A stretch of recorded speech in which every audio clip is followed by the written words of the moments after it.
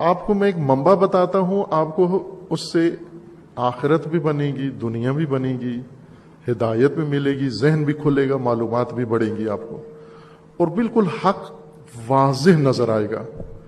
لیکن متاسفانہ میں یہ آپ کو اپنے سلسلے سے شیعہ خطبہ میں سے کسی کا نام نہیں بتا سکتا کہ کون ہے۔ اہل سنت اہل حدیث کے ایک بہت جید عالم جنہوں نے امامت، ولایت، کربلا، امام حسین علیہ السلام، اہل البیت کی شان بیان کی ہے، اور میرے خیال میں اگر پوری جماعت بھی شیعہ مل کر ان کی حد تک ان کی مقدار میں بیان کرنا چاہیں تو بڑا وقت لگے گا۔ جانتے ہیں آپ اس شخصیت کو، ان کی مجلس لگا لیا کریں، مرحوم ہو گئے، اللہ تعالیٰ ان کی مغفرت فرمائے اور اجر عظیم عطا فرمائے۔ اہل سنت ہیں، اہل حدیث۔ اب یہ اہل حدیث عالم ہیں مولانا حضرت مولانا اسحاق مدنی رحمۃ اللہ علیہ، جن کی مجالس اور جن کی گفتگو میڈیا پہ ہے، نیٹ پہ ہے، ایک مجلس لگا لیا کریں ان کی اور سنیں پوری۔ میں یہ سمجھتا ہوں کہ اگر یہی مولانا اسحاق امام علی کے زمانے میں ہوتے تو عمار یاسر کی جگہ یہ ہوتے ہیں امام علی کے ساتھ۔ مدد کیجئے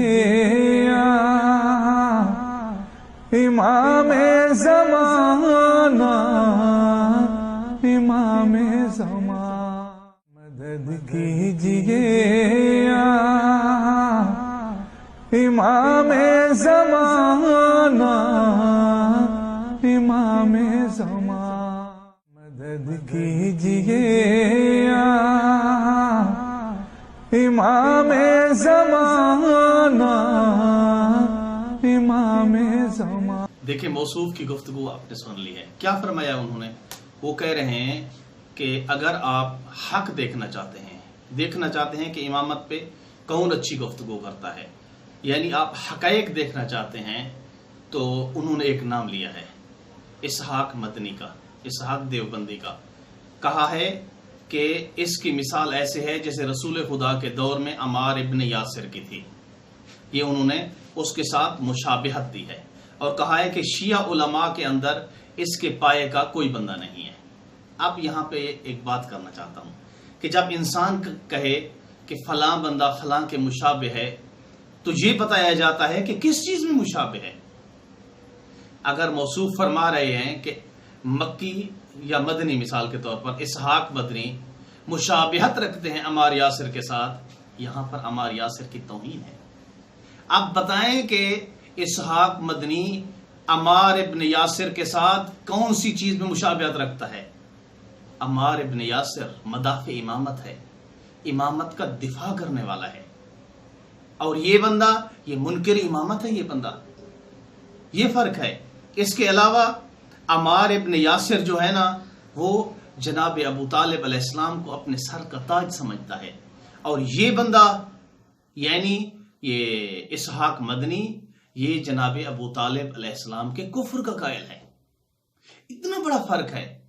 اس کے علاوہ جناب عمار ابن یاسر وہ ہے کہ جب جناب سیدہ کے گھر کے اوپر حملہ ہوا اور ان کے گھر کو آگ لگائی گئی، وہ جب تک زندہ رہا روتا رہا، اور اسحاق مدنی وہ ہے جنہوں نے یہ کام کیے ان کو حق پہ سمجھتا ہے، کہتا نہیں انہوں نے کی ہی نہیں ہے، یہ سب شیعوں کے جھوٹ ہیں، یہ میرے فضول دعوے نہیں ہیں۔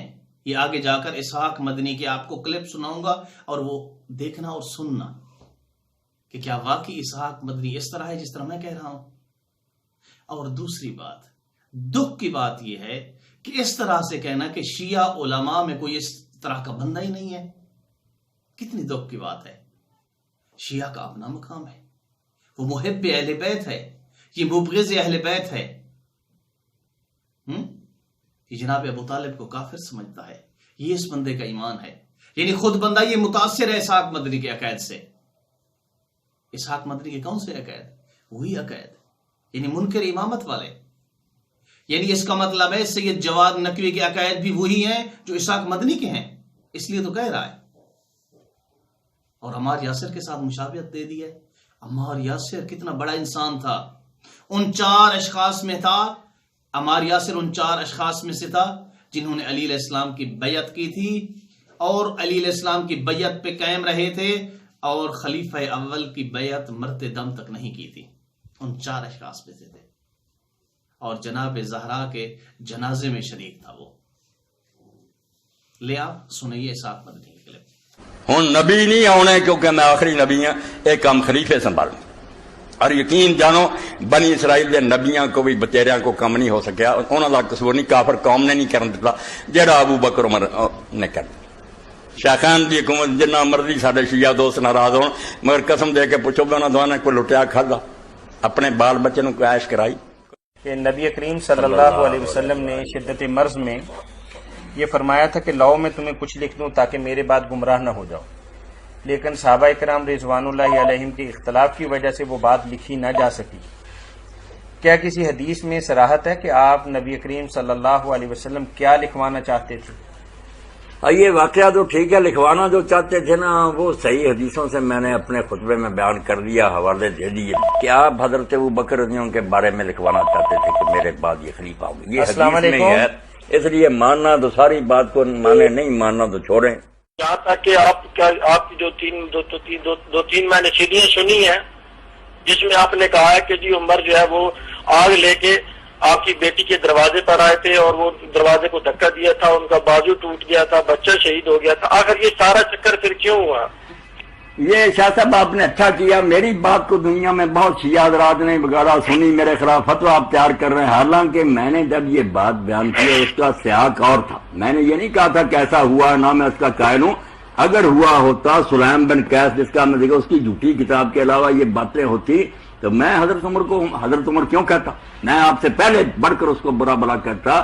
یہ سارے قصے کے دروازہ توڑا گیا، آگ لگائی گئی پیٹ پر، یہ جعلی لوگوں کی روایت ہے. شیعوں کی بھی میں نے دیکھ لی، ان کے بھی کوئی اس کے معتبر راوی نہیں، بنائی ہوئی بات ہے، ایسا کوئی قصہ نہیں ہوا. انہوں نے حضرت عمر نے فاطمہ پہ کوئی دروازہ گرایا تھا جس سے ان کا حمل ضائع ہو گیا تھا. جی وہ مدارج النبوت کا انہوں نے حوالہ دیا ہے. کون سی کتاب کا؟ مدارج النبوت. دلائل نبوت کا؟ جی. تو مدارج النبوت کا؟ ایسا کوئی مسئلہ ہے واقعہ؟ جی وہ پوچھ رہے ہیں کہ ایسا میں نے سن لی بات بھائی، یہ باتیں لوگ لکھتے آ رہے ہیں کہ انہوں نے دروازہ گرا دیا، ان کا حمل ساخت ہو گیا، اسی صدمے سے بعد میں فوت ہو گئی.